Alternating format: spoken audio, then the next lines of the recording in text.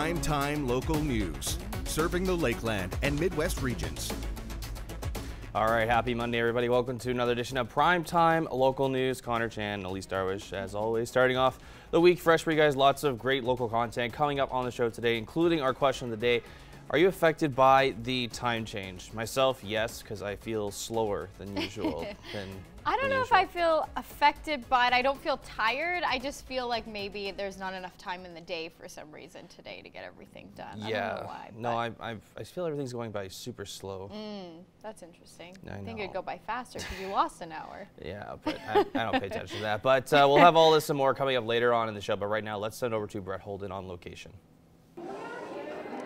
Well, today we are here at Lakeland College, as today they're hosting their wellness fair. Groups from all around Lloydminster and the area are here to promote more on wellness and talking to the students as well. And we will be talking to the hairstyling and esthetician program, as they hosted a little bit of a runway earlier today just to promote some body wellness and just some of that as well. So we'll be talking to them to talk a little bit more on that. But for now, let's head back into the studio as Elise has a look at your local news. Great, thank you, Brett. Well, 2 Lloydminster residences have been charged with assault in relation to an incident at a Junior B hockey game last month. RCMP say back on February 18th, around 10 p.m., they were notified of a fight at the Civic Center. Members were told that 2 referees aged 36 and 24 were allegedly assaulted in a change room after the game. Police say 51-year-old Scott Payne and 23-year-old Jaden Payne have both been charged with assault in connection with the incident, and they are set to appear in court April 8th. And this Saturday was the 2nd annual Polar Bear Splash here in the Border City, and Jasmine King headed down to see what was going on. The event, hosted by the Border City Connect Society, was a big splash on Saturday as it brought out the community for a good cause. We have 16 people jumping here today, so the community's been fantastic to support us here today. And we had Fred North with his donation, and we're just overwhelmed with the support we've received today. This year was the first Celebrity Splash, which featured participants like Mayor Gerald Albers, who wanted to raise $15,000 before he jumped in. The number of people that have donated, the number of organizations, businesses, 100 women plus who donated the minivan behind us, the Fred North Foundation for the vehicle behind us, and then Fred again stepped forward to make sure that I got in the water to ensure there was $15,000 raised in my name to make the plunge, and I really appreciate everybody that supported it. One participant of this event was our own Brett Holden. And as this was his first time participating, he's glad he gets to be a part of something special. It was cold, but it was a really good experience. Obviously, we're out here for a good cause, and obviously all the money stays here in Lloydminster, so being able to just be a part of this means quite a bit. The total amount of money raised will be announced sometime this week by the Border City Connect Society. Jasmine King, Primetime Local News. And over the weekend, the Border City Collectors Show filled the Lloyd X with different antiques and toys. Our Abby St. John has more. People from all over Alberta and Saskatchewan set up displays to show off different antiques and toys. It includes many things now, coins, dolls, antiques. When you look around, you'll see many different things, and maybe not all of interest to everybody, but there's enough here to bring a crowd through every year. The show gives vendors the opportunity to showcase different displays and collectibles for others to enjoy. I really enjoy it because I get to meet new people, I get to show off our work, and it's really nice to be able to show people what we've done. Do a bit of glassware here, some furniture, some vintage advertising signage, and then just antique smalls in general. For some, collecting is a way to remember the past and to keep the memories alive through different objects. It reminds you of a time that's gone by, you know, brings back memories, maybe relatives, grandmothers, things like that, the corner store, things like that from your past. History. Abby St. John, Primetime Local News. Lloydminster RCMP have seen a rise in property crime over the last few years and are making it a focus in 2019. The RCMP has a reduction team in place, which has helped lower property crime rates through the first few months of this year. Both Alberta and Saskatchewan have crime reduction teams. Lloydminster also has a crime reduction unit, so that has actually helped to provincially bring those numbers down a little bit. So we're actually seeing a downward trend now, which is fantastic. But we're continuing in Lloydminster to just keep an eye on that trend, and where we see spikes, then take proactive steps to address it. The city's RCMP also has 2 school resource officers to build relationships with students and take a long-term approach to crime reduction. Engaging with the kids and with the community and with the schools to develop those relationships between the youth and the police to kind of a longer-term preventative strategy as well. Brockman also says that the public's help is important to prevent property theft. And despite the rocky relationship communities have with photo radar, it's something that continues to be around. And in this week's retrospect, I take a look at what has changed in regards to using them.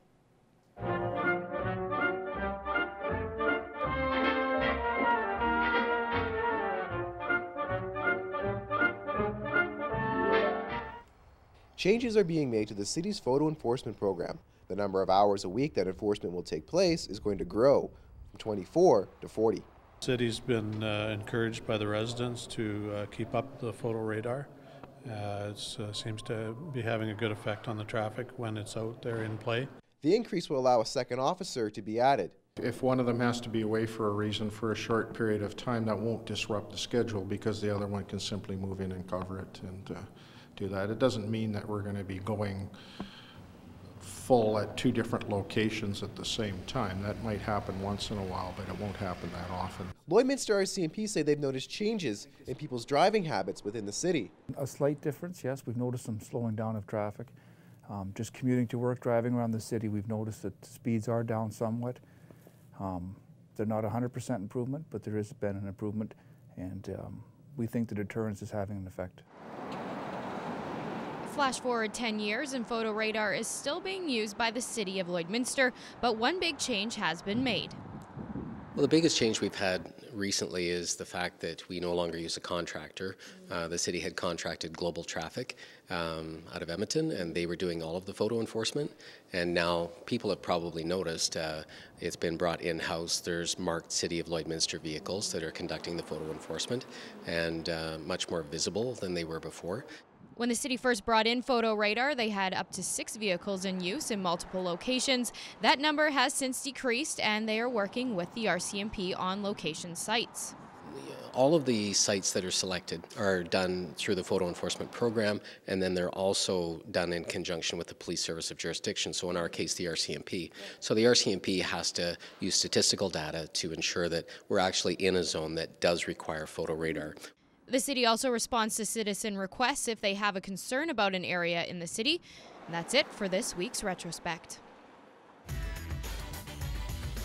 Retrospect this week is brought to you by Webb's Ford. Worth your while to drive the extra mile. Webb's Ford in Vermilion. And now we're going to go to Brett Holden on location today. We are here at Lakeland College, and Deb Manish joins us now, the Chair of Health and Wellness here at Lakeland. And as we can see kind of behind us here, we have the runway. So let's talk about what was going on a little bit earlier. Today we had the Health and Wellness first annual Look Good, Feel Good hair and makeup kind of student collaboration fashion show to showcase the students' work. So let's go through what the students kind of have to go through for this, how to set up, and what the setup for this was like. So we have 2 programs that were going, the hairstyling program and the esthetician program. So the students collaborated together.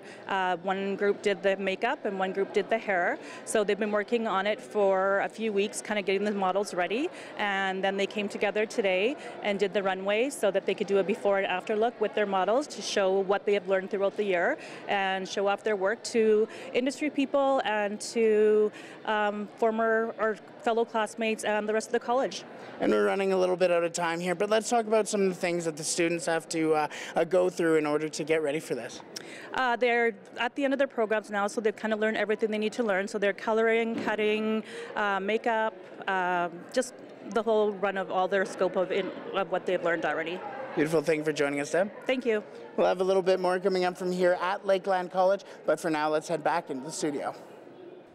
All right, thanks very much, Brett. Take a look at your temperatures right now. -2 degrees with a bit of sun and cloud mix, but it's getting warmer as the week goes on, as we'll show later on in the 7-day forecast. So records for this time of year, 12 degrees back in 2005 and -32 degrees back in 2009. So take a look at that satellite radar map. Mostly some cloud coverage there across the area there. Those greens are a little bit of some precipitation there, but we're going to expect some sunshine and some clouds over the next couple of days. No watches or warnings. There's the wind warning just further out west though, but nowhere close to us here in the Lakeland region. Take a look at some other current temperatures. -2 for us in Lloydminster, as mentioned before. +5 in Edmonton, +6 in Edson, +7s out in Whitecourt and Athabasca. +6 in Cold Lake, +3 out in Red Deer, -5 in North Battleford, -2 in Saskatoon, -5 in Melfort, and -3 out in Prince Albert. We take a look more in-depth temperatures. -8 overnight in North Battleford with mostly clear skies. Tomorrow, +1 with cloud coverage there with some decently winds coming from the west-northwest there. Cold Lake, -6 overnight, and then they're going to get up to a nice +4 with mostly sunny skies and a few clouds throughout the daytime. -6 for us overnight in the border city, and +1 for us tomorrow in the daytime with a bit of cloud coverage and a little bit of sun, with those winds still coming up to 17 kilometers an hour. So take a look at the next 3 days. 0 on Wednesday with just all sunshine there, and 0 on Thursday as well. Low the -10 into the morning and -8 into tomorrow morning as well. So we're getting warmer as the days go on. All sunshine there. Great time to go out and do some outdoor activities, as we've been inhabited by the cold over the last couple of weeks. But we'll have more primetime local news and weather coming up after the break.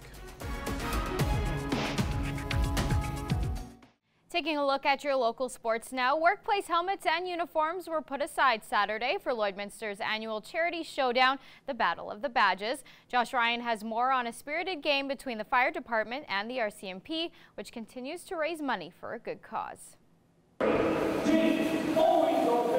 In a matchup historically one-sided, fans at the 2019 Battle of the Badges saw something new. Yeah, they'll be talking about this game for a long time. The fire department came close to earning their first ever victory over the RCMP until a late surge ended the contest in a 6-6 tie. We did a lot of off-ice training over the summer last year, and we've been doing a lot of training through the winter, whereas the RCMP they're slacking a little bit. You can tell their diets weren't up to par. It wasn't our diet. It wasn't whether or not we've been working out. It's actually now, since the firefighters have that new job where they get to have, 2 barbecues and 2 sleepovers, they're fully rested and they're ready to go for this hockey game. Naturally, the result didn't come without controversy, including some unorthodox RCMP strategies to prevent goal scoring. It kind of messed up our flow a little bit, to tell you the truth, and it slowed down our goal scoring, but we came back and we got a couple. It was a fantastic idea. The improved effort by the fire department also brought up some questions of roster construction.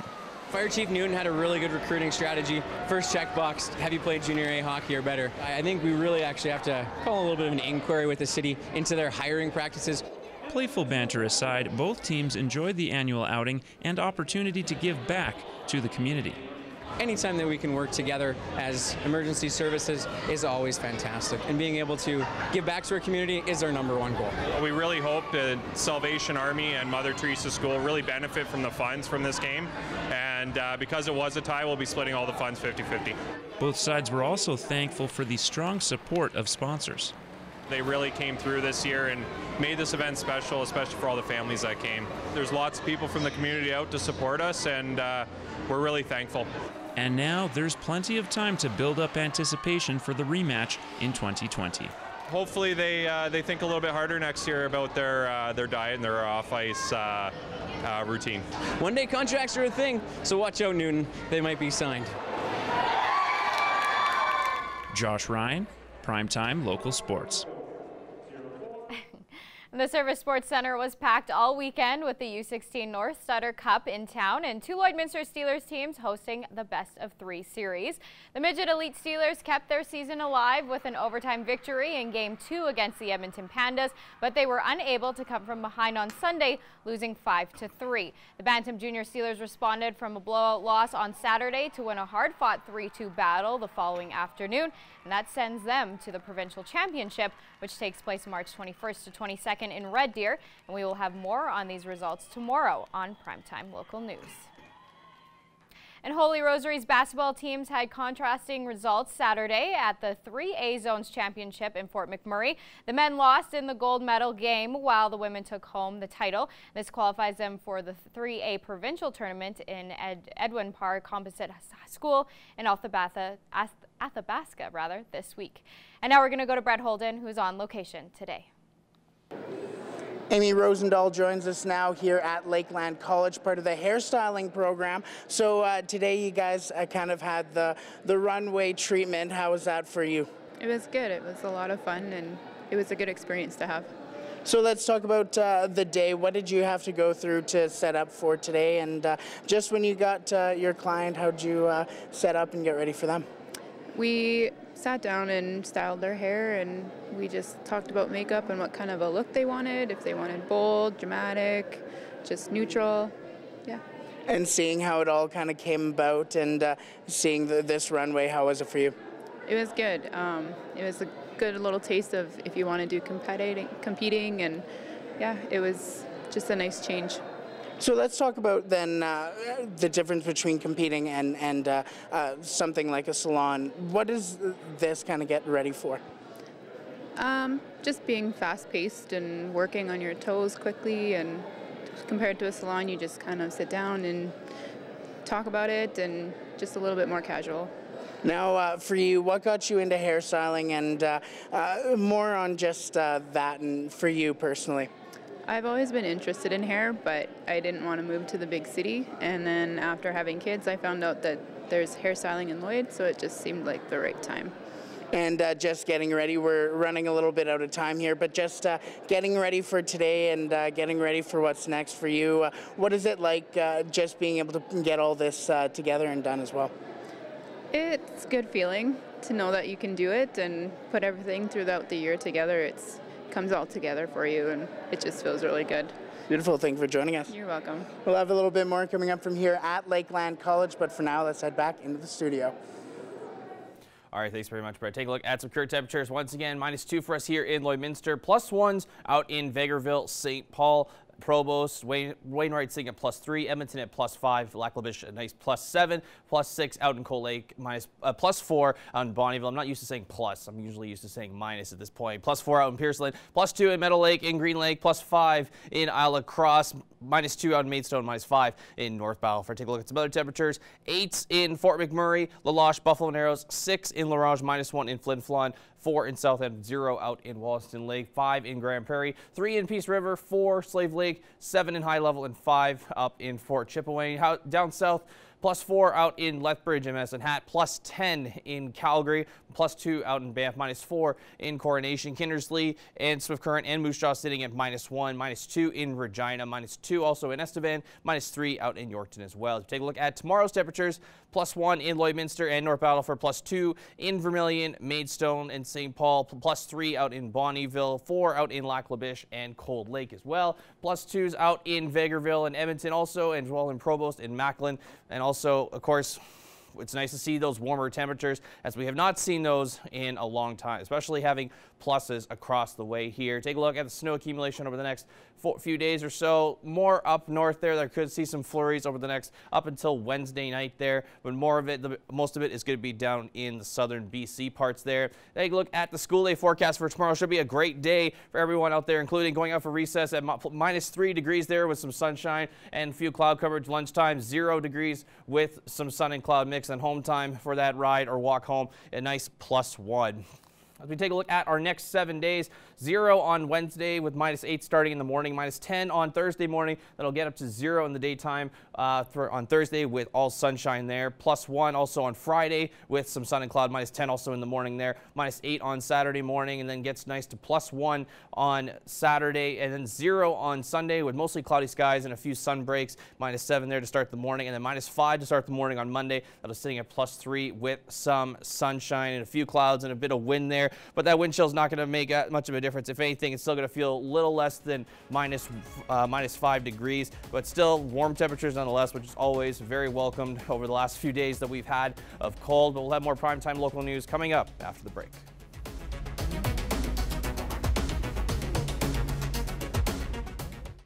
And now we're going to go to Brett Holden, who's on location today. We're back here at Lakeland College, and Allie Granger joins us now, part of the esthetician program. So what was today like for you, just getting everything ready for the runway, and how was it today? It was really good. It was quite rewarding to see how the hairstylists and estheticians can come together to create this masterpiece. Yeah. So let's talk some of the things you learned today and how you can apply that to what you want to do. I really enjoyed working with the other students, and so obviously teamwork building, and you get to obviously meet with them and be with the hairstylists. Like, we don't have too many opportunities where our two programs can come together, but this was definitely one of them. So it definitely made for me to see that how to bring out inner beauty in women and how we can really showcase that. Now, let's talk about exactly what you had to go through today, from just meeting the client and putting everything together to how the runway went.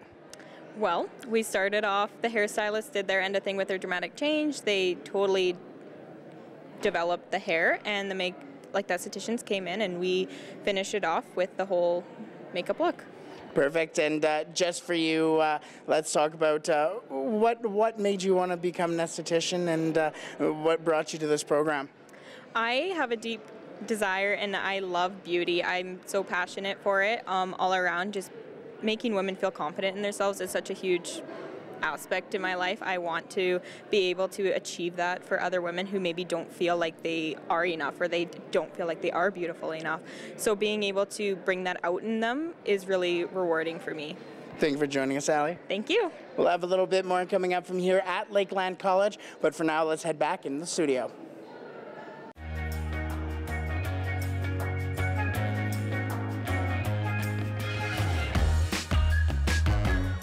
All right, with that time change this past weekend, we asked you on Facebook, are you feeling any of the effects of the time change? And over 300 people that voted, 49% said yes, 49% said yes, and 51% said no. So there's a bit of 50-50. So a lot of people, I just feel like this day's just dragged on for hours. Now, the fact that we lose sleep, yeah, I don't know. I thought the only thing that messed me up is I thought the time change was going to be on Sunday into Monday instead of Saturday night into Sunday. So I think what happened was I would have set an alarm on Sunday morning, so I didn't sleep through that time. So I felt maybe like I had a little bit more time on Sunday, but today I haven't felt too bad.